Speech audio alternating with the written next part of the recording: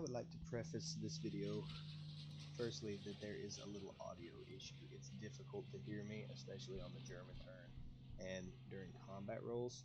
I thought about just dubbing over it with commentary after the fact, but I didn't think that would really jive. I thought it would be a little disjointed, and then I also thought about redoing it, but you really can't. This is a game against a real online person, so I can't just roll back a save.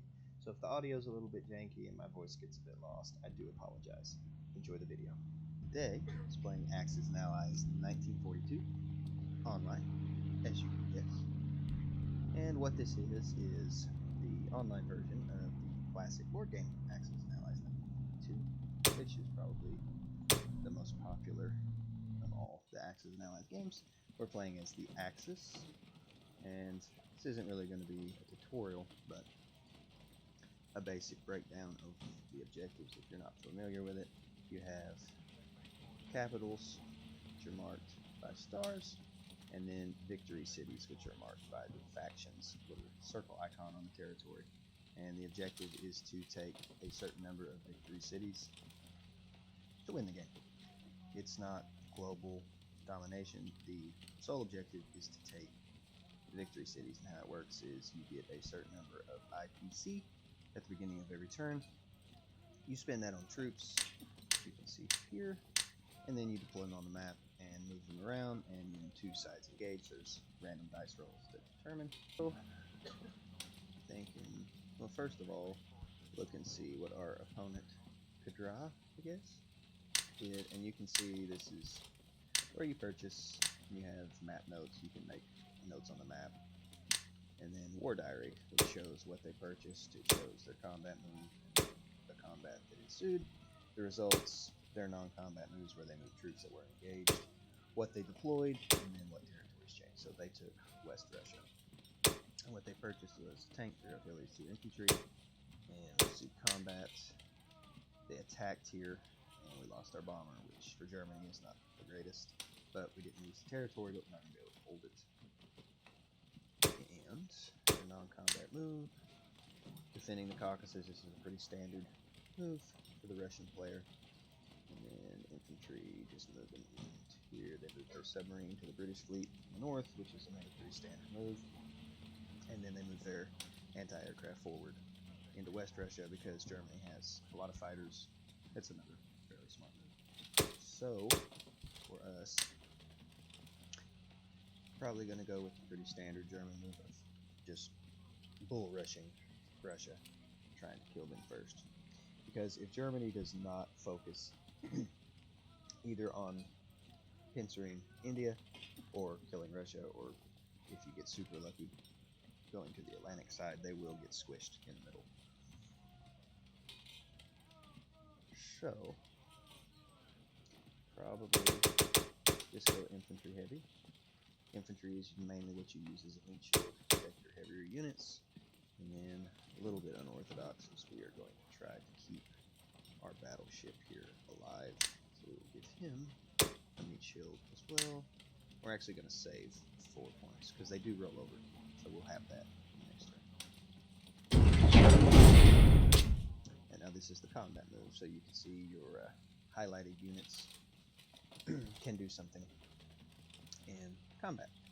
So the reason this infantry is highlighted and this one isn't is because this infantry can make a combat move. You can put him on this transport, and there's a combat move there, but we don't want to do that at the moment. So if you want to cancel that, you click on your transport, it shows 1 infantry, and then you can cancel the move. But what we're going to do is take Karelia, which they have willfully given, which is another fairly standard move. As the Russian player, you cannot hold everything. If you try to hold all 3, you'll be overrun. So that's actually the correct move.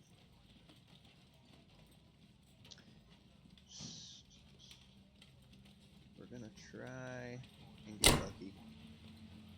Get rid of that with 1. And then move our fighters in, move our cruiser in, another sub, another fighter.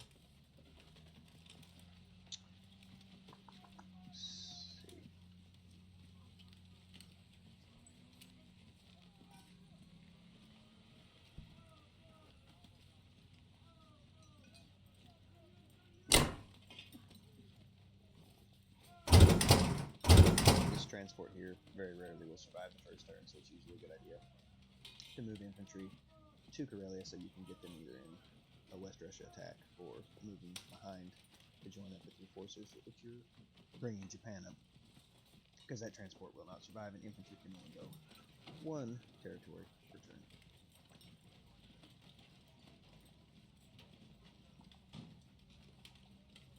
Try to keep this transport alive, but we may need these troops on the next turn. They did pretty well destroy our front though, so for now, that's probably all we're going to do. And then you have the combat phase.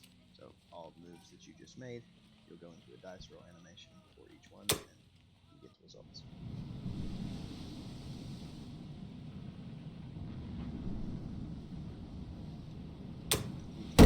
Here, that's the roll. If you get a 2 or under, submarine hits and destroyer is the same. It's 2 or under, it gets a hit. And you basically continue the process until someone. So,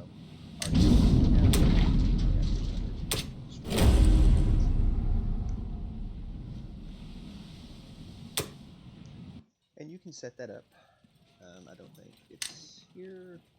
I think you can do it from the main menu, but when you're online and your opponent is making moves, you can select which units get knocked out first if you want to protect a certain type of unit like a bomber.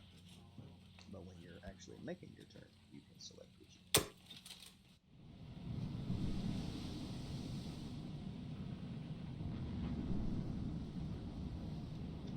So when there's a submarine defending, you get a surprise roll. They get a 1.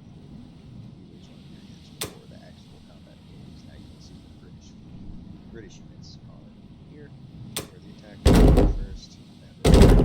Even worse roll. Probably do something.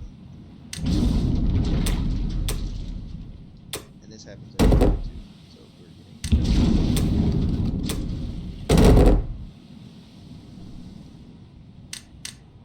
And see, we cannot select the hits here. So we have no control over it. That'll be this hit. They have to hit twice to be destroyed.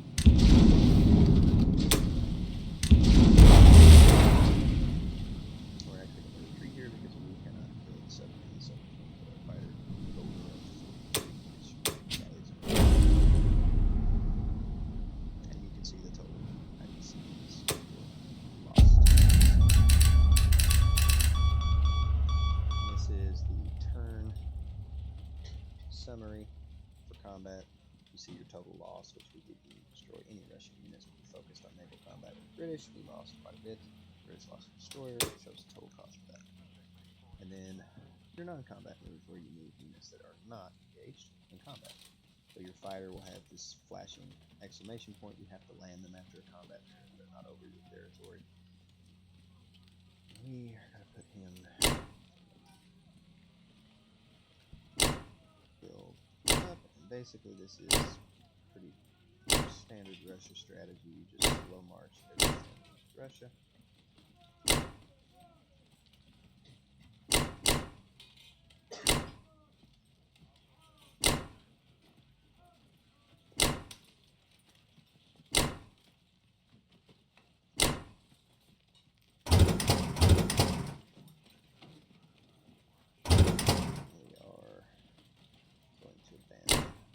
Africa, which is something that's not really normally done, because these units are either going to start hitting the bottom or reinforce India. But if you're wanting to steamroll Russia, that's usually a little helpful to get those extra troops.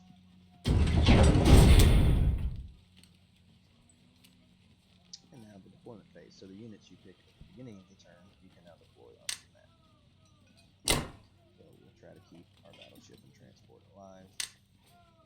Artillery. Infantry. And something about artillery when they're paired with infantry. So if you have 2 artillery and 7 infantry in a combat roll where you've moved them to attack the enemy, Your infantry on an attack have to roll a 1 to get a hit, but if they're with artillery, they have to roll a 2 or under. So the artillery and the infantry are 2 and under. Each artillery that is coupled with an infantry makes that infantry's attack roll go up 2.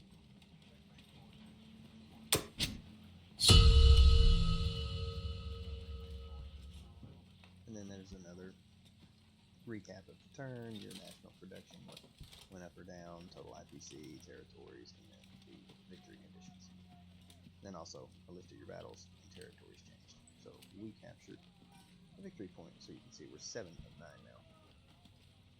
And then this is the turn order. Shows you where you're at if you don't remember, because this is a game that's played usually in stages for the most part over days. You don't know when one person's going to be online. But the British go 3rd, and if I was going to guess, that's probably going to be taken. This troop is probably either going to go to India there, and then they'll probably be the same thing we did as a little naval combat, or they'll try to save their naval units. And as Japan, you usually want to try to obliterate as much of the Indian fleet as possible. But that is it for the German turn. Okay. Now we are on Japan's turn. Let's see what they did. It's a rather interesting decision. Okay. So leaving that destroyer there was actually a mistake, but if you move the battleship to 17, you lose your transport exposed and one destroyer. If the British player was willing to suicide those fighters, could kill it. So we've lost the fleet in 37.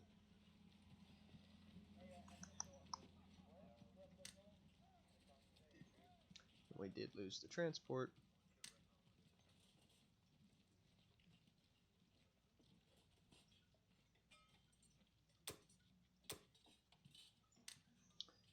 Okay.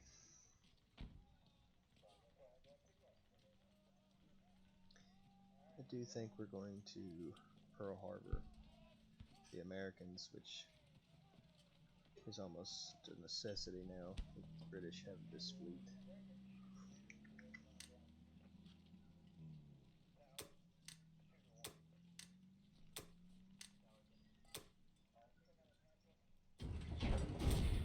There's good arguments for putting a factory here, some even less in one of these two territories.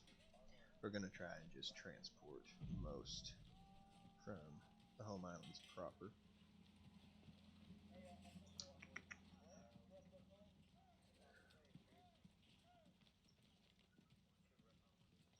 Let's do this first.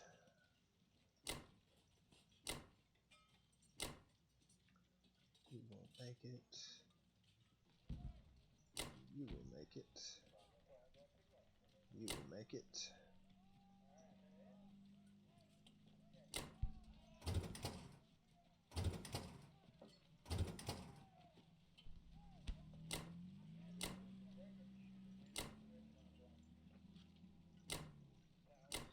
The reason I didn't send both is because there's probably going to be an attack here from the British, and they have 4 fighters, so anything here is very susceptible to getting wiped out on the next turn. It probably will anyways, but make them pay for the loss. What to do here?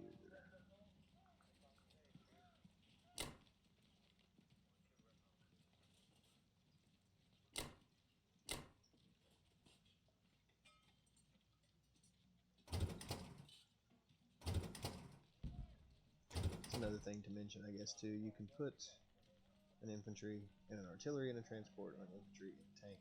You cannot put 2 tanks or 2 artillery in a transport. You can put 2 infantry, but it's limited to 1 of that. And shore bombardment, shore protect the transports. I think that's pretty much it there. Now combat.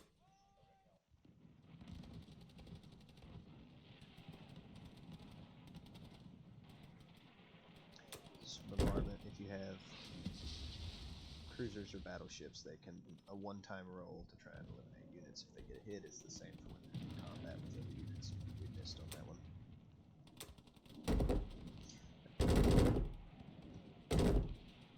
Two things to note here as well. When you hit a defending unit, which we did, we got 4 for their 2, they still get a defensive roll, so they can still knock out some of your units. And then these units that have the anchor symbol next to them are considered amphibious, and they cannot retreat. So once these units are engaged from a transport landing, they cannot leave. So they either win or they die. And we all live.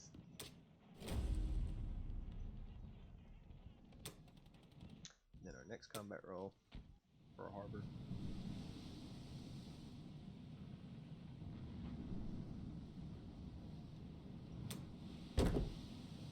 Missed. That was excellent. We have won it at heavy cost.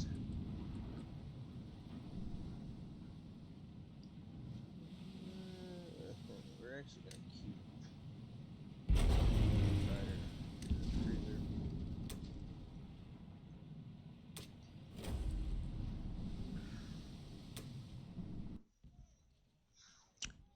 Now this carrier is gonna die, I would imagine.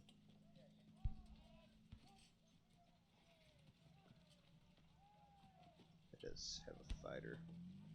They're gonna have a fighter. Probably another one. This bomber might be able to reach, but usually this bomber goes into the European theater. We'll have to see. That's probably a sacrifice there.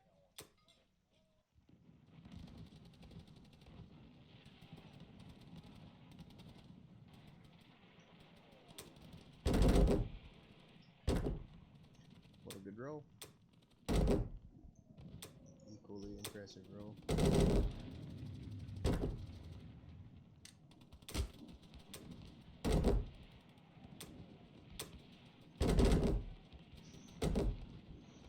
This is going well. A little late.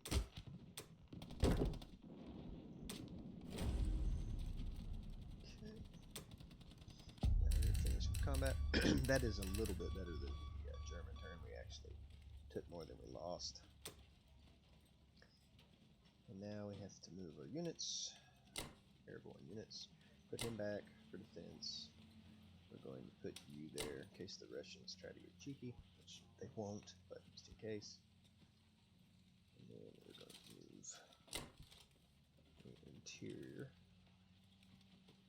push him up. They might land troops there, but assume they're probably going to try and take this because the IPC given is a 4, which is what these little icons represent. It's how much IPC you get per territory, which is also why the factory strategy for here is effective because it also determines how many units you can deploy on that territory. So, for instance, you could put 3 infantry here. If you had a factory here, you could only deploy 1 unit per turn.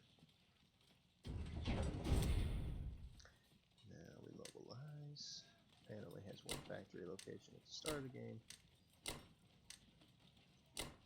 Ta-da.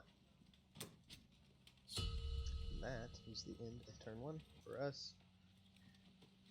The American player will go to finish out turn 1 as a whole, and then turn 2 the Russian player will start. Which is a bit of an advantage for the Allied player. You have 2 turns that go consecutively. That is it for our turn 1.